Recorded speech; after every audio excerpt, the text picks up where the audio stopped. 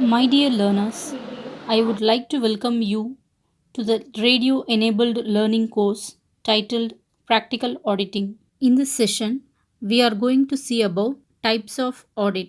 As per our syllabus, this topic comes under Unit 3. First of all, what is audit? An audit is an examination and evaluation of the financial statements of an organization. It may be done by internally or externally.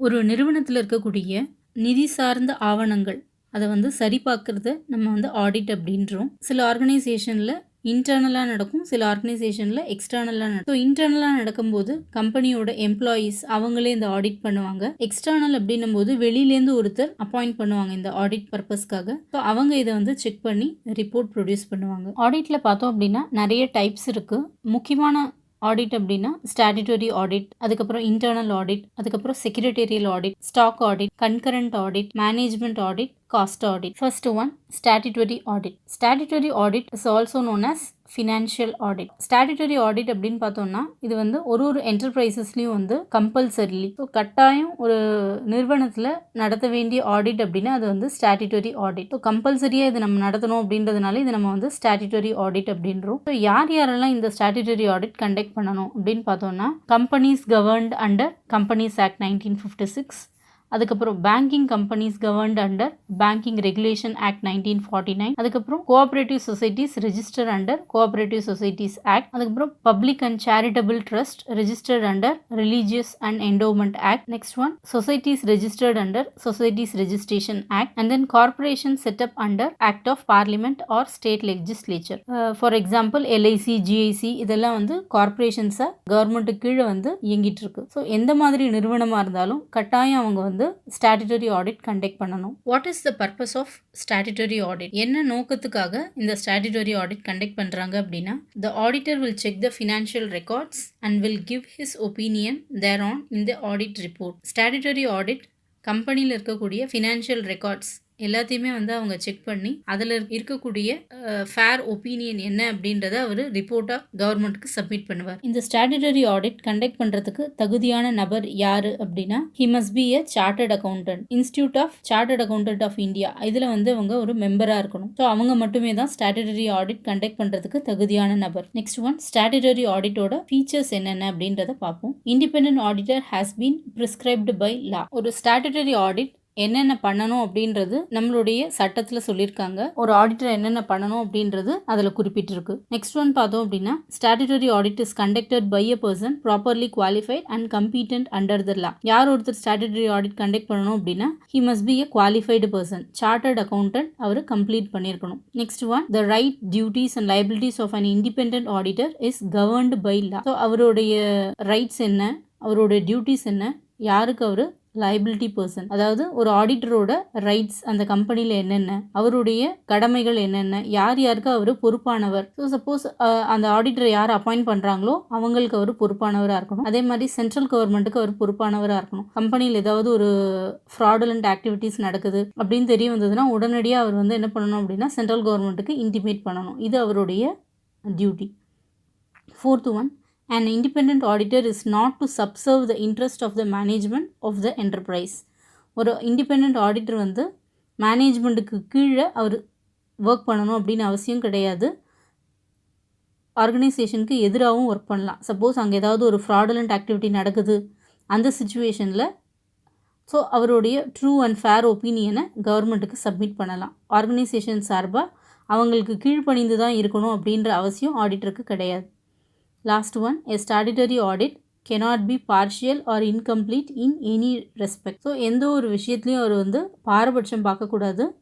So பார்ஷியலாக, அதாவது ஒரு account statement பார்க்குறாங்க அப்படின்னா particular books மட்டும் பார்க்கணும் அப்படின்ட்டு இல்லை, ஃபுல்லாகவே அவர் தரோவாக check பண்ணணும். செக் பண்ணாமல் ஒரு ரிப்போர்ட் கொடுக்கறது அந்த மாதிரி ஆடிட் கண்டக்ட் பண்ணக்கூடாது. எப்போ இந்த ஸ்டாட்யூட்டரி ஆடிட்டரை அப்பாயிண்ட் பண்ணுவாங்க அப்படின்னா, கம்பெனியோட ஃபர்ஸ்ட் ஆனுவல் ஜெனரல் மீட்டிங்கில் இந்த ஸ்டாட்யூட்டரி ஆடிட்டர் யார் அப்படின்றத தீர்மானம் எடுப்பாங்க. ஸோ அதே மாதிரி இந்த ஃபர்ஸ்ட் ஆனுவல் ஜெனரல் மீட்டிங்கில் கம்பெனிக்கு எவ்வளோ டிவிடெண்ட் டிக்ளேர் பண்ணலாம், யார் டைரக்டர் அப்பாயிண்ட் பண்ணலாம், யார் ஆடிட்டர் அப்பாயிண்ட் பண்ணலாம் அப்படின்றத பற்றி டிஸ்கஸ் பண்ணுவாங்க. ஸோ எல்லா ஷேர் ஹோல்டர்ஸ்க்கும் சேர்ந்து முடிவு எடுக்கும் போது தான் ஒருத்தரை ஆடிட்டரை அப்பாயிண்ட் பண்ண முடியும். ஸோ ஒரு ஆடிட்டர் வந்து எத்தனை வருஷத்துக்கு அந்த கம்பெனிக்கு ஒர்க் பண்ணலாம் அப்படின்னா கிட்டத்தட்ட வந்து 5 வருஷத்துக்கு ஒர்க் பண்ணலாம். ஸோ ஒரு வருஷமும் ஃபர்ஸ்ட் ஆனுவல் ஜெனரல் மீட்டிங்லேருந்து செகண்ட் ஆனுவல் ஜெனரல் மீட்டிங் வரைக்கும் ஒரு இயர், அதுக்கப்புறம் செகண்ட்லேருந்து தேர்ட் ஜெனரல் மீட்டிங் வரைக்கும் இன்னொரு இயர், தேர்ட்லேருந்து ஃபோர்த் ஆனுவல் ஜெனரல் மீட்டிங் வரைக்கும் third year, fourth to fifth வந்து பார்த்தோன்னா ஃபோர்த் இயர் அவங்களுக்கு, ஃபிஃப்த்து டு சிக்ஸ்த்து பார்த்தோன்னா ஃபிஃப்த்து இயர் அவங்களுக்கு. ஸோ இந்த மாதிரி 5 வருஷத்துக்கு ஒரே ஆடிட்டர் வந்து அந்த கம்பெனிக்கு திரும்ப ஒரு வருஷத்துக்கு ஒர்க் பண்ண முடியும். 6th இயருக்கு அவங்களால ஒர்க் பண்ண முடியாது. என்ன மாதிரியான புக்ஸ் ஆஃப் அக்கௌண்ட்ஸ்லாம் இந்த ஸ்டாட்யூட்டரி ஆடிட் செக் பண்ணுவார் அப்படின்னா trading account, profit and loss account, balance sheet statement, cash flow statement showing changes in equity. Compulsory பார்த்தோம் அப்படின்னா ஸ்டாட்யூட்டரி ஆடிட்டரோட குவாலிஃபிகேஷன் ரொம்ப முக்கியமானது. சிஏ அவங்க கம்ப்ளீட் பண்ணியிருக்கணும். மெஜாரிட்டி ஆஃப் ஆடிட்டர்ஸ் ப்ராக்டிஸ் பண்ணுறது என்ன அப்படின்னா சிஏ கம்ப்ளீட் பண்ணவங்க தான் இந்தியாவுக்குள்ளே வந்து ஆடிட்டராக ப்ராக்டிஸ் பண்ணிட்டு இருக்காங்க. இன்னொன்று என்ன அப்படின்னா இந்த ஆடிட்டர் எல்லாருமே வந்து as per standard of auditing என்னவோ அதை தான் வந்து ஃபாலோ பண்ணுவாங்க. இவங்களோட ரிப்போர்ட் வந்து சென்ட்ரல் கவர்மெண்ட்டுக்கு சப்மிட் பண்ணணும். நெக்ஸ்ட் டைப் ஆஃப் ஆடிட் என்ன அப்படின்னா internal audit. So internal audit அப்படின்றது கம்பெனியோட எம்ப்ளாயீஸே ஆர்கனைசேஷனுக்குள்ளே என்னென்ன நடக்குது, ஸோ அவங்களோட புக்ஸ் ஆஃப் அக்கௌண்ட்ஸ் என்னென்ன அப்படின்றத செக் பண்ணுறது தான் நம்ம வந்து இன்டர்னல் ஆடிட். ஸோ எதுக்காக இந்த இன்டர்னல் ஆடிட் கண்டக்ட் பண்ணுறாங்க, இதோட ஆப்ஜெக்ட்ஸ் என்ன அப்படின்னு பார்த்தோன்னா அங்கே வந்து அக்யூரசி மெயின்டைன் ஆகணும். ஸோ இவங்களுடைய அக்கௌண்டிங்கில் வந்து எந்த விதமான தவறுகளும் இருக்கக்கூடாது, அதை வந்து இவங்க முன்கூட்டியே செக் பண்ணுறாங்க. அதே மாதிரி கம்பெனியில் ஃபாலோ பண்ணக்கூடிய பிளான்ஸ், பாலிசிஸ், ப்ரொசீஜர்ஸ் எல்லாமே வந்து கரெக்டாக இருக்கா அப்படின்றத செக் பண்ணணும். அதே மாதிரி பிஸ்னஸ் அசட்ஸ் எல்லாமே வந்து சேஃப்கார்டடாக இருக்கா, லாஸ் வராத கெயின்லேயே கம்பெனி வந்து ரன் ஆகுதா, ஸோ எப்படியெல்லாம் நஷ்டம் வராத ஒரு கம்பெனியை கொண்டு போக முடியும் அப்படின்றது இன்டர்னல் ஆடிட்டில் பார்க்க முடியும்.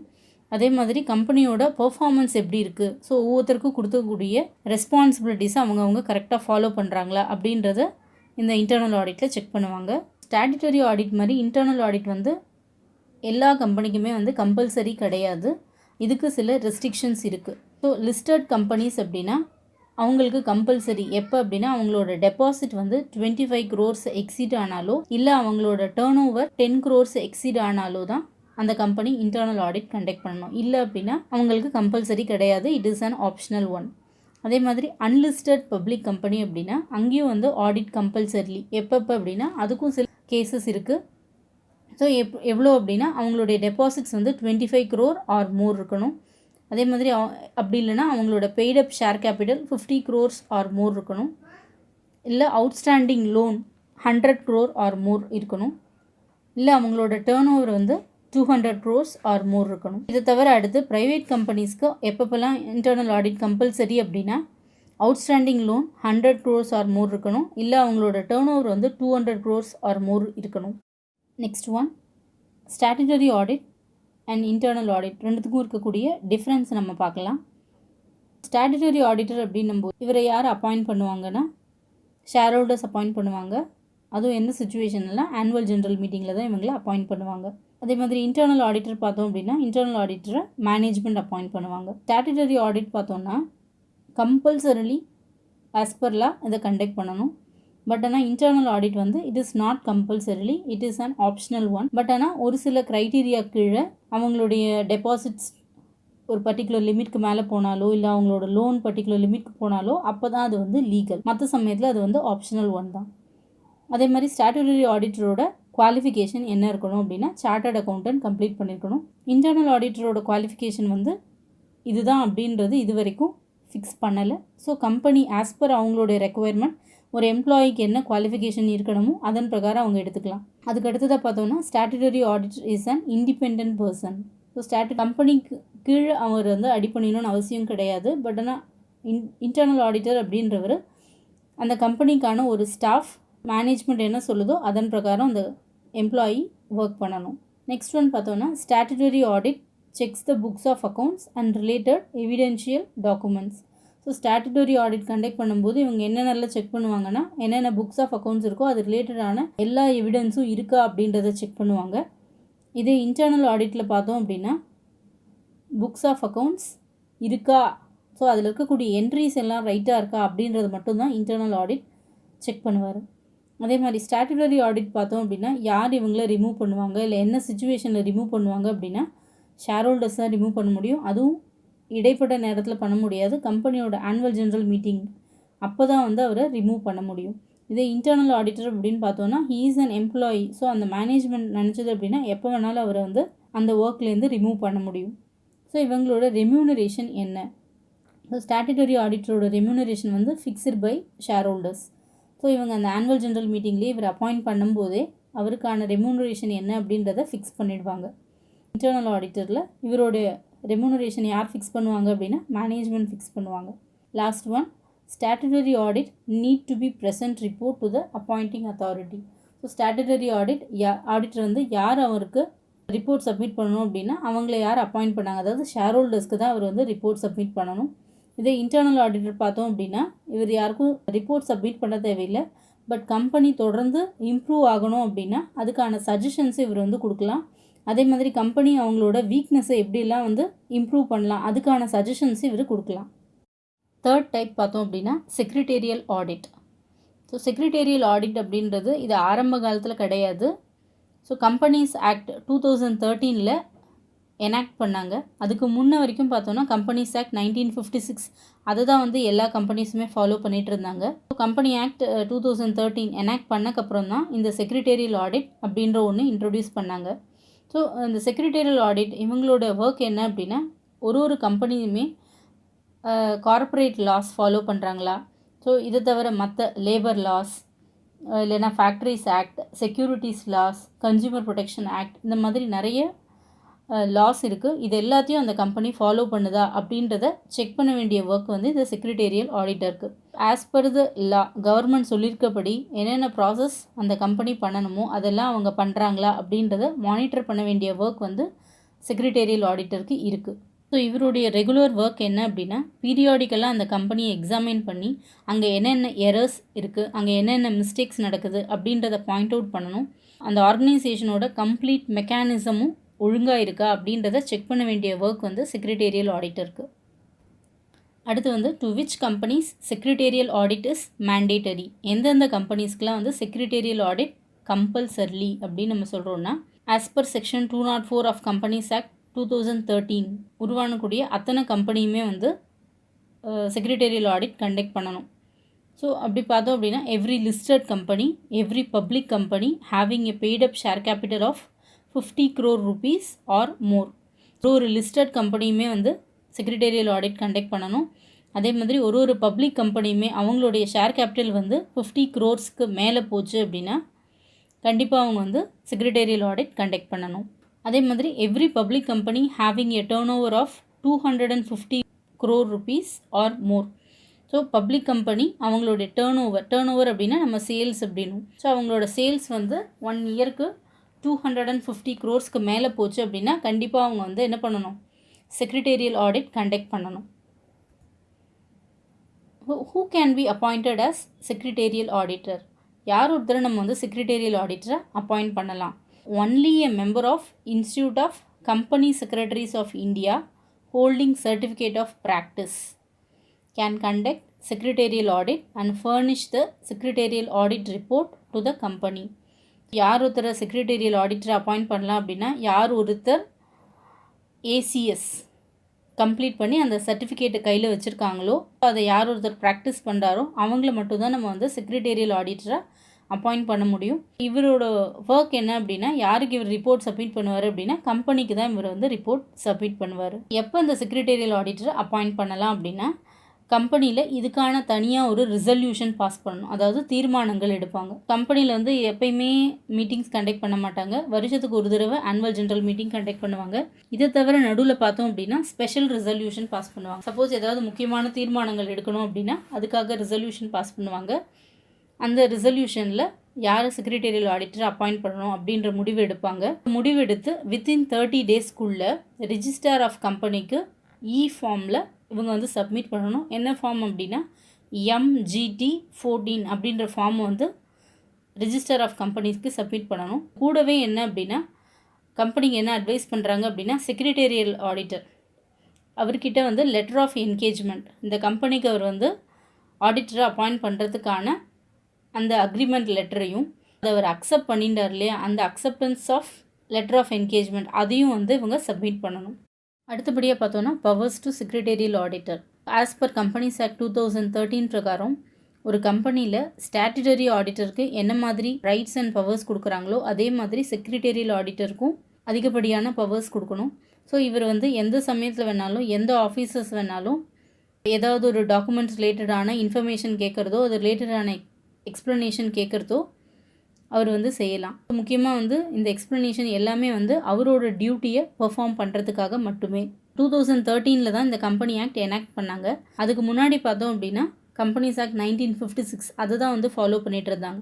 அப் டு 2013 வரைக்கும் 1956 அந்த ஆக்டை ஃபாலோ பண்ணிட்டு இருந்தாங்க. ஸோ 2013க்கு அப்புறம் இந்த ஆக்டை நம்ம ஃபாலோ பண்ணணும் அப்படின்னு. ஸோ அப்போ நடுவில் இருக்கக்கூடிய இடைப்பட்ட காலம் 2013 to 14 இந்த ஃபினான்ஷியல் இயரில் செக்ரட்டேரியல் ஆடிட் கண்டக்ட் பண்ணணுமா அப்படின்னா தேவையில்லை. So it is not mandatory for the financial year ended on 31st March 2014. 2013 to 14 அந்த ஃபினான்ஷியல் இயரில் செக்ரட்டேரியல் ஆடிட் வந்து மேண்டேட்டரி கிடையாது. பட் ஆனால் ஆஃப்டர் தட் 1st April 2014லேருந்து இந்த செக்ரட்டேரியல் ஆடிட் வந்து mandatory one. Next one punishment for default. இந்த secretarial auditor ஏதாவது தவறுகள் செய்கிறாரு, அவருக்கான பனிஷ்மெண்ட் என்ன? He can be punishable with a fine not less than 1 lakh rupees but which may be extend to rupees 5 lakh. ஸோ அவர் செய்யக்கூடிய தவறுகளுக்கு எவ்வளோ பனிஷபிள் வித் ஃபைன்னா 1 lakh rupeesலேருந்து 5 lakh rupees வரைக்கும். கம்பெனியில் எந்த மாதிரியான தவறுகள் நடக்குது, அதாவது ஃப்ராடுலண்ட் ஆக்டிவிட்டீஸ் நடக்குது அப்படின்னாலும் இமீடியட்டாக இந்த செக்ரட்டேரியல் ஆடிட்டர் சென்ட்ரல் கவர்மெண்ட்டுக்கு ரிப்போர்ட் பண்ணணும்.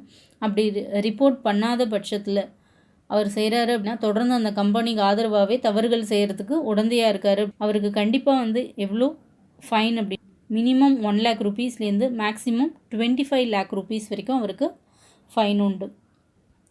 Next one professional responsibility and penalty for incorrect audit report. ஒரு தொழிலுக்குமே வந்து ஒரு சில ரெஸ்பான்சிபிலிட்டி இருக்குது. அதே மாதிரி செக்ரட்டேரியல் ஆடிட்டருக்குன்னு வந்து சில ரெஸ்பான்சிபிலிட்டி இருக்குது. சப்போஸ் அவர் வந்து ஃபால்ஸ் ஸ்டேட்மெண்ட் கவர்மெண்ட்டுக்கு கொடுக்குறாரு, ஸோ ஒழுங்காக வந்து ரிப்போர்ட் சப்மிட் பண்ணல, இல்லை ப்ராப்பரான சர்டிஃபிகேட்ஸ் இஷ்யூ பண்ணல, இல்லை ஃபினான்ஷியல் ஸ்டேட்மெண்ட்டை ஒழுங்காக அனலைஸ் பண்ணல, இல்லை அதில் இருக்கக்கூடிய ப்ராஸ்பெக்டஸில் ஏதாவது தவறுகள் இருக்குது, எந்த மாதிரியான டாக்குமெண்ட் இருக்குது அதில் வந்து ஃபால்ஸ் ஸ்டேட்மெண்ட் கொடுக்குறாங்க அப்படின்னாலும் அதுக்கான தண்டனைகளை வந்து அவர் அனுபவிக்கணும். என்ன மாதிரி தண்டனைகள் அப்படின்னா he must B liable under section 447. அவருக்கு வந்து இம்ப்ரிசன்மெண்ட் எவ்வளோ காலத்துக்கு அப்படின்னா less than 6 months which may be extended to 10 years. Imprisonment அப்படின்னா ஜெயில் தண்டனை. குறைந்தபட்சம் 6 மாதத்துலேருந்து 10 வருஷம் வரைக்கும் ஜெயில் தண்டனை அனுபவிக்கணும். அதே மாதிரி ஃபைனும் வந்து அவர் பண்ணக்கூடிய ஃப்ராடுலண்ட் அமௌண்ட் எவ்வளவோ அதில் வந்து ஃப்ராடுலண்ட் அமௌண்ட் ஆரம்பத்துலேருந்து 3 times வரைக்கும் அவங்க வந்து அங்கே ஃபைனாக கலெக்ட் பண்ணுவாங்க. சப்போஸ் இது வந்து பப்ளிக் இன்ட்ரெஸ்ட்டை பாதிக்குது, பொதுமக்களுடைய நலனை பாதிக்குது அப்படின்னா கண்டிப்பாக இம்ப்ரிசன்மெண்ட் வந்து குறைஞ்சது 3 வருஷத்துக்கு கம்மி கொடுக்க மாட்டாங்க, அதுக்கு மேலே தான் கொடுப்பாங்க. So 4th type of audit பார்த்தோன்னா ஸ்டாக் ஆடிட். ஸோ ஸ்டாக் ஆடிட்டை இன்னொரு டேர்ம் நம்ம என்ன சொல்லலாம் அப்படின்னா இன்வென்டரி ஆடிட் அப்படின்னு நம்ம சொல்லலாம். பொதுவாக ஸ்டாக் இல்லை இன்வென்டரி எதுவாக இருந்தாலும் கம்பெனியில் இருக்கக்கூடிய ஸ்டாக்ஸை நம்ம வந்து ஃபிசிக்கலாக வெரிஃபை பண்ணுறது தான். நீ 1 lakh rupeesக்கு ஸ்டாக் இருக்குது அப்படின்னா நேரில் அங்கே போய் வந்து இன்ஸ்பெக்ட் பண்ணுவாங்க. ஸோ 1 lakh rupeesக்கு அங்கே ஸ்டாக் இருக்கா, ஃபினிஷ்டு குட்ஸாக எவ்வளோ இருக்குது, ஒர்க் இன் ப்ராக்ரஸாக எவ்வளோ இருக்குது அப்படின்றத செக் பண்ணுறது தான் நம்ம வந்து ஸ்டாக் ஆடிட் அப்படின்றோம். ஒரு பிஸ்னஸ் இன்ஸ்டிடியூஷன்லேயும் இந்த ஸ்டாக் ஆடிட் வந்து கண்டிப்பாக வந்து ஒன்ஸ் இன் a year செய்வாங்க. ஸோ அவங்களுடைய கம்ப்யூட்டர் ஸ்டாக்லையும், அதாவது பேலன்ஸ் ஷீட்லேயோ இல்லை அவங்களோட அக்கௌண்ட்லேயோ எவ்வளோ ஸ்டாக் மெயின்டைன் ஆகிருக்குன்னு போட்டிருக்கோ அதுவும் வந்து அங்கே ஃபிசிக்கல் ஸ்டாக்காக மெயின்டைன் ஆகணும், இருக்கா அப்படின்றத செக் பண்ணுவாங்க. சப்போஸ் அங்கே ஏதாவது டிஸ்கிரிப்பன்சிஸ் இருக்குது, வித்தியாசம் இருக்குது, அவங்களுடைய அக்கௌண்ட்ஸில் வேறு இருக்குது இல்லை அங்கே ஸ்டாக்கில் வேறு இருக்குது அப்படின்னா கண்டிப்பாக அதை வந்து சரிபார்க்க செய்வாங்க. என்ன காரணத்தினால இந்த ஸ்டாக் ஆடிட் இம்பார்ட்டண்ட் அப்படின்றோம் அப்படின்னா கண்டிப்பாக வந்து ஒரு ஆர்கனைசேஷனில் ஸ்டாக் வந்து ஸ்லோவாக மூவ் ஆகுதா அப்படின்றத ஐடென்டிஃபை பண்ணுவாங்க. இதெல்லாம் டெட் ஸ்டாக் விற்காமல் அப்படியே நிற்குது, தேக்கத்துலேயே இருக்குது அப்படின்றத பார்ப்பாங்க. இதெல்லாம் அப்சொல்யூட் ஸ்டாக் அப்படின்னா தேய்மானம் ஆகிறது. ஸோ நம்ம ஒரு கம்பெனியில் பார்த்தோம் அப்படின்னா மிஷினரிஸ், ஸோ பெரிய பெரிய மிஷினரிஸ் வந்து கண்டிப்பாக அது வந்து நாளுக்கு நாள் அப்சொல்யூட் தேய்மானம் ஆகிட்டே தான் இருக்கும். ஸோ என்ன அப்படின்றத பார்ப்பாங்க. அதே மாதிரி இந்த ஸ்டாக் ஆடிட் கண்டக்ட் பண்ணுறது வந்து அவங்களுடைய புக் ஸ்டாக்கும் ஃபிசிக்கல் ஸ்டாக்கும் இருக்கக்கூடிய டிஸ்க்ரிபன்சிஸ் என்ன அப்படின்றத கண்டுபிடிக்கிறதுக்கு யூஸ்ஃபுல்லாக இருக்குது. அதே மாதிரி update the physical stock that matches book stock.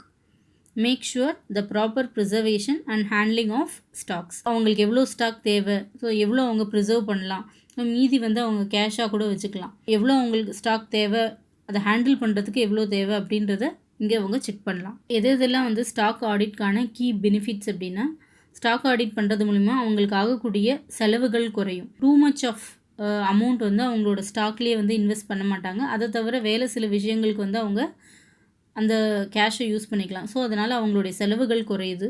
இன்னொன்று என்ன அப்படின்னா, டு ப்ரிவெண்ட் ஃப்ராட். கம்பெனியில் நடக்கக்கூடிய ஃப்ராடுலண்ட் ஆக்டிவிட்டீஸை ப்ரிவெண்ட் பண்ண முடியும். ஏன்னா சில கம்பெனிஸில் வந்து பேலன்ஸ் ஷீட்டில் மட்டுமே இவ்வளோ அமௌண்ட் ஆஃப் ஸ்டாக் அப்படின்றத மென்ஷன் பண்ணியிருப்பாங்க. பட் ஆனால் அங்கே ஃபிசிக்கலாக இருக்காது. ஸோ தொடர்ந்து இதை வந்து ஃபிசிக்கல் வெரிஃபிகேஷன் பண்ணுறது மூலிமா அந்த இடத்துல நடக்கக்கூடிய ஃப்ராட்ஸை வந்து தடுக்க முடியும். Information of the accurate inventory value. So ஒரு ஸ்டாக்குடைய அக்யூரேட் வேல்யூ என்ன அப்படின்றத தெரிஞ்சுக்கலாம். சப்போஸ் இன்றைக்கி டேட்டில் அந்த ஸ்டாக்கான வேல்யூ வந்து இன்க்ரீஸ் ஆகிருக்கலாம், நாளைக்கு வந்து குறையலாம். ஆஸ் பர் தட் டேட், எந்த டேட்டில் அவங்க அக்கௌண்ட்ஸ் க்ளோஸ் பண்ணுறாங்களோ அன்றைக்கி டேட்டில் அந்த இன்வென்ட்ரியோட வேல்யூ, அக்யூரேட் வேல்யூ என்ன அப்படின்றத பற்றி ஈஸியாக தெரிஞ்சுக்க முடியும் ஸ்டாக் ஆடிட் பண்ணுறதுனால. அதுக்கடுத்து பார்த்தோன்னா, to reduce gaps in the inventory management process. Next one, as a good control mechanism in running the business. Next one, advantages of stock audit. So stock audit பண்ணுறதுனால என்ன அட்வான்டேஜ் அப்படின்னா, ஒரு ஆர்கனைசேஷனோட location வந்து வேறு வேறு இடத்துல இருக்குது, மல்டி லொக்கேஷனாக இருக்குது அப்படின்னா அந்த இடத்துல ஸ்டாக் ஆடிட் வந்து கம்பல்சரிலி பண்ணணும். ஏன் அப்படின்னா அங்கே வந்து வெண்டார்ஸ் வேறு வேறு இடத்துல இருப்பாங்க, டீலர்ஸ் வேறு இடத்துல இருப்பாங்க, பார்ட்னர்ஸ் வேறு இடத்துல இருப்பாங்க. ஸோ கட்டாயம் நம்ம அங்கே வந்து ஸ்டாக் ஆடிட் பண்ணுறதுனால எந்த விதமான ஃப்ராடுலண்ட் ஆக்டிவிட்டீஸ்லையும் இல்லாத நம்ம வந்து பார்த்துக்கலாம். அதே மாதிரி அசட்ஸ் லைக் ஸ்டாக்காக இருந்தாலும் சரி, ஃபிசிக்கல் எக்யூப்மெண்ட்ஸாக இருந்தாலும் சரி, மிஷினரியாக இருந்தாலும் சரி, ஒரு இடத்துலையும் வந்து அந்த ப்ரெமிசஸில் அந்த அசட் இருக்கா அப்படின்றத நம்ம செக் பண்ணிக்கணும். ஸோ அப்படி இருக்குது அப்படின்னா கண்டிப்பாக அந்த இடத்துல வந்து ஸ்மூத் பிஸ்னஸ் ரன்னிங் இருக்கும். ஸோ இது வந்து நல்ல குட் ஒர்க்கிங் கண்டிஷனும் நம்ம சொல்லலாம். அடுத்தபடியாக பார்த்தோன்னா, நம்ம ஸ்டாக் ஆடிட் கண்டக்ட் பண்ணும்போது என்னென்னலாம் பண்ணணும், ஸோ இதெல்லாம் நம்ம செக் பண்ணணும் அப்படின்னு பார்த்தோன்னா, first one, verification of physical stock. So balance ஷீட்டில் சொல்லியிருக்கபடியோ இல்லை நம்மளோட புக்ஸ் ஆஃப் அக்கௌண்ட்ஸில் சொல்லியிருக்கபடியோ அந்த இடத்துல ஸ்டாக் வந்து ஃபிசிக்கலாக ப்ரெசென்ட் ஆகிருக்கா அப்படின்றத நம்ம செக் பண்ணணும். Next one, verifying stock register. So ஃபிசிக்கலாக இருக்கிறதும் ஸ்டாக் ரிஜிஸ்டரில் இருக்கிறதும் ஒன்றா அப்படின்றத நம்ம செக் பண்ணணும். அதுக்கடுத்து reports on stock damage. So நம்ம வந்து டேமேஜ்டு ஸ்டாக் அப்படின்றத நம்ம ஒரு சில ரிப்போர்ட் எழுதி வச்சுருப்போம், அது இருக்கா அப்படின்றத செக் பண்ணணும். உண்மையாகவே அங்கே வந்து ஸ்டாக் வந்து டேமேஜ் ஆகி வேஸ்ட் ஆகிருக்கா, இல்லை வேறு ஏதாவது ஃப்ராடுலண்ட் ஆக்டிவிட்டீஸ் நடந்திருக்கா அப்படின்றத செக் பண்ணணும். அதுக்கடுத்து comparison of financial records with others like stock register. So financial ரெக்கார்டும் ஸ்டாக் ரிஜிஸ்டரையும் நம்ம வந்து கம்பேர் பண்ணி பார்க்கணும். அப்போ தான் வந்து ஸ்டாக் உள்ளே எவ்வளோ வந்திருக்கு, ஸ்டாக் வெளியில் எவ்வளோ போயிருக்கு, இன்வெர்ட்ஸ் எவ்வளோ, அவுட்வர்ட்ஸ் எவ்வளோ, ஸோ இதில் எவ்வளோக்கு வந்து சேல்ஸ் ட்ரான்சாக்ஷன் ஆகிருக்கு, எவ்வளோ அதில் பேமெண்ட் ஆகிருக்கு, இன்னும் எவ்வளோ க்ரெடிட்டில் இருக்குது அப்படின்றது எல்லாத்தையுமே நம்ம வந்து செக் பண்ணி பார்க்க முடியும். Next one, reporting on discrepancy. So அவங்களோட ஃபினான்ஷியல் ரெக்கார்டுக்கும் ஸ்டாக் ரிஜிஸ்டருக்கும் ஏதாவது வித்தியாசங்கள் இருக்குது அப்படின்னா கண்டிப்பாக அங்கே வந்து ரிப்போர்ட் எழுதணும். So there is a discrepancy between financial record and the stock register அப்படின்ட்டு. Next one, valuation and verification of stock in transit. So stock in transit அப்படின்னா கூட்ஸ் வந்து கம்பெனிலேருந்து சேல் ரிசிப்ட் போட்டிருப்பாங்க, அதே மாதிரி அது யார் பையரோ அவங்கக்கிட்ட வந்து கொண்டு போய் போகிற சுச்சுவேஷனில் இருக்கும். ஸோ இன் டிரான்ஸ்போர்ட்டில் இருக்கிறத நம்ம வந்து ஸ்டாக் இன் டிரான்சிட் அப்படின்னும். ஸோ அது கரெக்டாக இருக்கா, ஸோ அந்த கூட்ஸை வந்து கரெக்டாக வேல்யூ பண்ணியிருக்காங்களா அப்படின்றத நம்ம வெரிஃபை பண்ணணும். Last one, verification of stock valuation. ஒரு கூட்ஸ்க்கும் வந்து கரெக்டான வேல்யூ தான் அங்கே போட்டிருக்காங்களா, நம்ம சேல் வேல்யூவோட கம்மியாக போட்டிருக்காங்களா. ஏன்னா ஒரு சில கூட்ஸ்க்கு கம்பெனியை வந்து டிஸ்கவுண்ட் ப்ரொவைட் பண்ணுவாங்க, ஒரு சில கூட்ஸுக்கு வந்து மார்க்கெட் ப்ரைஸ் என்னவோ அதை தான் போடுவாங்க. So as per present rate அங்கே வந்து ஸ்டாக் வேல்யூ பண்ணியிருக்காங்களா அப்படின்றத வெரிஃபை பண்ணணும். நெக்ஸ்ட்டு டைப் ஆஃப் ஆடிட் வந்து நம்ம கன்கரண்ட் ஆடிட் அப்படின்றோம். ஸோ இந்த கன்கரண்ட் ஆடிட்டை நம்ம இன்னொரு டேர்ம் என்ன சொல்லலாம் அப்படின்னா பேங்க் ஆடிட் அப்படின்னு நம்ம சொல்லலாம். So most of the time இந்த கன்கரண்ட் ஆடிட் எங்கே கண்டக்ட் பண்ணுவாங்க அப்படின்னா பேங்க்கில் மட்டும்தான் கண்டக்ட் பண்ணுவாங்க. ஸோ எதுக்காக கண்டக்ட் பண்ணுறாங்க அப்படின்னா அந்த இடத்துல வந்து சிஸ்டமேட்டிக் என்ட்ரி நடக்குதா, அதே மாதிரி டைம்லி அங்கே டிரான்சாக்ஷன் நடக்குதா. முக்கியமாக வந்து பேங்க் பார்த்தோன்னா ஃபினான்ஷியல் டிரான்சாக்ஷன் அதிகமாக நடக்கக்கூடிய இடம். ஸோ அந்த இடத்துல வந்து ரெகுலர் பேசிஸில் அக்யூரஸியாக இருக்கா, ஆத்தென்டிசிட்டியாக இருக்கா, so as per banking procedures guidelines படி அவங்க ஃபாலோ பண்ணுறாங்களா அப்படின்றத செக் பண்ணுவாங்க. முக்கியமாக வந்து நம்ம ஆடிட்டிங்கில் வந்து test checking, routine checking 2 method நம்ம பார்த்தோம். டெஸ்ட்டு செக்கிங் அப்படின்னா ஏதாவது ஒரு பர்டிகுலர் டிரான்சாக்ஷனை மட்டும் எடுத்து செக் பண்ணுவாங்க. அதை மட்டும் செக் பண்ணும்போது அது ரிலேட்டடான எல்லா என்ட்ரிஸுமே வந்து கரெக்டாக இருக்கும். ஒரு என்ட்ரி கரெக்டாக இருந்தால் அதுக்கு ரிலேட்டடான எல்லா என்ட்ரி கரெக்டாக இருக்கும் அப்படின்ற ஒரு மீனிங் அது பாயிண்ட் அவுட் பண்ணும். பட் ஆனால் இங்கே வந்து கன்கரண்ட் ஆடிட்டில் டெஸ்ட்டு செக்கிங் பண்ண மாட்டாங்க, ஃபுல் டிரான்சாக்ஷனையும் தரோவாக செக் பண்ணுவாங்க. Concurrent audit is carried out on a monthly basis. Next one, objectives of concurrent audit. So concurrent audit conduct பண்ணுறதுக்கான முக்கியமான நோக்கம் என்ன அப்படின்னா, ஈச் அண்ட் எவ்ரி வவுச்சர்ஸும் அதுக்கான எவிடன்ஸ் இருக்கா. பேங்க்கில் நீ போய் பேமெண்ட் பண்ணுற அப்படின்னா அதுக்கான வவுச்சர் பாதி ஸ்லிப் நம்மக்கிட்ட கொடுத்துட்டு பேயிங் ஸ்லிப் அவங்க பாதி வச்சுருப்பாங்க. அந்த வவுச்சர்ஸ் எல்லாமே அன்றைக்கி நடந்த டிரான்சாக்ஷனுக்கான எவிடன்ஸ் அதை செக் பண்ணலாம். அதே மாதிரி ensure accuracy and timelines in maintenance of books of accounts. இன்றைக்கி நீ உன்னோட அக்கௌண்ட்டில் பேமெண்ட் பண்ணுற அப்படின்னா, ஸோ 10:30 நீ பேமெண்ட் பண்ணுற அப்படின்னா அட்லீஸ்ட் வித்தின் 20 மினிட்ஸோ இல்லை 30 மினிட்ஸ்க்குள்ளேயோ அந்த என்ட்ரி உன்னோட அக்கௌண்ட்டில் வந்துக்கணும். அந்த பர்டிகுலர் டைம்குள்ளே அங்கே என்ட்ரி இருக்கா அப்படின்றத பார்ப்பாங்க. இல்லை அன்றைக்கி பர்டிகுலர் டேக்குள்ளே அந்த அக்கௌண்ட்டில் என்ட்ரி ஆயிருக்கா அப்படின்றத செக் பண்ணிப்பாங்க. Next one, ensure accuracy of periodical financial statement. Periodical financial statement அப்படின்னும் போது நம்ம கன்கரண்ட் ஆடிட் வந்து மந்த்லி பேசிஸில் கண்டக்ட் பண்ணுறாங்க. ஸோ எவ்ரி மந்த் வந்து அவங்களோட ஃபினான்ஷியல் ஸ்டேட்மெண்ட்ஸ் அக்யூரேட்டாக இருக்கா அப்படின்றத செக் பண்ணணும். Next one, improve accuracy and timelines of financial reporting especially at sub-district levels. பேங்க்லாம் பார்த்தோம் அப்படின்னா சின்ன சின்ன கிராமங்களில் இருக்குது இல்லையா. ஸோ ரீசெண்ட் சுச்சுவேஷனில் பார்த்தோன்னா நிறைய வில்லேஜஸில் பேங்க் வந்து அவங்களோட பிரான்ச்சஸை ஸ்டார்ட் பண்ணியிருக்காங்க. பிரான்ச்சஸ்லேயும் வந்து ஃப்ராடுலண்ட் ஆக்டிவிட்டி நடக்காமல் இருக்கா அப்படின்றத இவங்க செக் பண்ணுவாங்க. நிறைய இடங்களில் பார்த்தோன்னா சின்ன சின்ன வில்லேஜஸ்லேயோ இல்லை சின்ன சின்ன பிரான்ச்சஸ்லேயோ தான் நிறைய ஃப்ராடுலண்ட் ஆக்டிவிட்டீஸ் நடக்கிறதுக்கு வாய்ப்புகள் இருக்குது. ஏன்னா அங்கெல்லாம் வந்து பேயிங் ஸ்லிப்பை வாங்கி வச்சுட்டு அப்புறம் கட்டுறேன், இல்லைனா நெட் கனெக்ஷன் இல்லை அப்புறம் கட்டுறேன் அப்படின்ட்டு கஸ்டமர்ஸ் அனுப்பி விட்டுருவாங்க. அந்த அக்கௌண்ட்டை வந்து ப்ராப்பராக லெட்ஜரில் ஏற்றலை அப்படின்னா அங்கேயும் வந்து ஃப்ராடுலண்ட் ஆக்டிவிட்டி நடக்க வாய்ப்புகள் இருக்குது. ஸோ அதனால் சின்ன சின்ன பிரான்ச்சஸில் டைமுக்கு அங்கே ஃபினான்ஷியல் ஸ்டேட்மெண்ட் வந்து ப்ரிப்பேர் பண்ணுறாங்களா, ப்ராப்பராக ரிப்போர்ட் பண்ணுறாங்களா அப்படின்றத செக் பண்ணுவாங்க. Next one, ensure complaints with laid down systems, procedures and policies. As per reserve bank சொல்லியிருக்கபடியான பாலிசி அண்ட் ப்ரொசீஜர் ஒரு பேங்க்கும் ஃபாலோ பண்ணுதா அப்படின்றத செக் பண்ணுவாங்க. Next one, track regularly, follow up and settle advances on a priority basis. So ஒரு பேங்க்லேயும் நீ வந்து லோன்ஸ் அப்ளை பண்ணுற அப்படின்னா என்ன பேசிஸில் அவங்க உனக்கு செட்டில் பண்ணுறாங்க. சப்போஸ் நீ ஜுவல் லோன் வாங்குறியோ இல்லை அக்ரி லோன் வாங்குறியோ, என்ன லோன் நீ வாங்குறியோ, ஸோ என்ன பேசிஸில் அவங்க உனக்கு ப்ரையாரிட்டி கொடுக்குறாங்க. ஆஸ் பர் ஆர்பிஐ ரூல்ஸ் பிரகாரம் பேங்க் வந்து கஸ்டமரை டீல் பண்ணுதா அப்படின்றத செக் பண்ணுவாங்க. முக்கியமாக வந்து இந்த கன்கரண்ட் ஆடிட் கண்டக்ட் பண்ணுறது வந்து பேங்க்கோட பிரான்ச்சஸில் கண்டக்ட் பண்ணுவாங்க. அதுவும் வந்து அதிகப்படியான அட்வான்ஸஸ் எந்தெந்த பிரான்ச்சஸில் கொடுக்குறாங்களோ, ரிசர்வ் பேங்க் வந்து ஒரு பேங்க்குக்கும் வந்து குறிப்பிட்ட அமௌண்ட் அட்வான்ஸஸாக கொடுப்பாங்க. பேங்க் டு பேங்க் வந்து டிஃபர் ஆகும். ஏன்னா வந்து ஒரு பேங்க்கோட ரிஸ்க் கேப்பபிலிட்டிக்கு ஏற்ற மாதிரி இந்த அட்வான்ஸஸ் சேஞ்ச் ஆகும். ஒரு பேங்க்குக்கும் எந்த அளவுக்கு அவங்க அட்வான்ஸஸ் கொடுக்குறாங்களோ அதுக்கு ஏற்ற மாதிரி இங்கே கன்கரண்ட் ஆடிட் அவங்க வந்து கீனாக வாட்ச் பண்ணுவாங்க.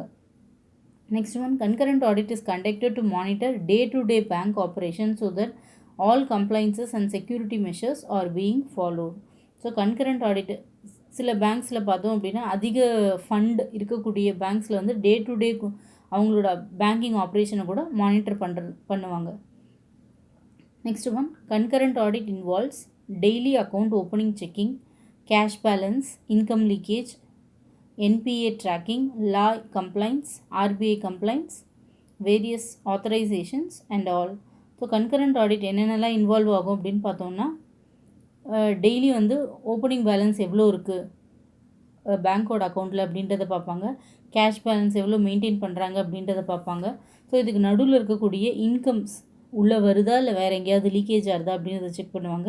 அதே மாதிரி என்பிஏ ட்ராக்கிங் அப்படின்னா நான் பெர்ஃபார்மிங் அசட்ஸ், ஸோ ஆர்பிஐ ஒரு பேங்க்ஸ்க்கும் கொடுக்கக்கூடிய அட்வான்சஸை மொத்தமாக வந்து இந்த கமர்ஷியல் பேங்க்ஸ் யூட்டிலைஸ் பண்ணுறது கிடையாது. ஒரு சில ஃபண்ட்ஸை வந்து யூட்டிலைஸ் பண்ணால் அதை அப்படியே வச்சுருப்பாங்க. அதை வந்து நம்ம நான் பெர்ஃபார்மிங் அசட் அப்படின்றோம். ஸோ இந்த அமௌண்ட்டை பேங்க் எதுக்காக யூட்டிலைஸ் பண்ணுறாங்க, ஸோ அதில் ஏதாவது ஃப்ராடுலன்ட் டிரான்சாக்ஷன் நடக்குதா அப்படின்றத ட்ராக் பண்ணி பார்ப்பாங்க. In some particular banks, scope of concurrent audit is very well defined to focus the areas they are most concerned with. நான் இப்போ இருக்கக்கூடிய கால சுச்சுவேஷனில் பார்த்தோன்னா ஒரு பேங்க்குமே வந்து கட்டாயம் கன்கரண்ட் ஆடிட்டை கண்டக்ட் பண்ண சொல்கிறாங்க. ஏன் அப்படின்னா அவங்களோட நான் பெர்ஃபார்மிங் அசட்ஸு என்ன எதுக்காக யூட்டிலைஸ் பண்ணுறாங்க அப்படின்றத ஒரு பேங்க்குமே வந்து ரிசர்வ் பேங்க்குக்கு எடுத்து தெளிவாக காட்டணும்.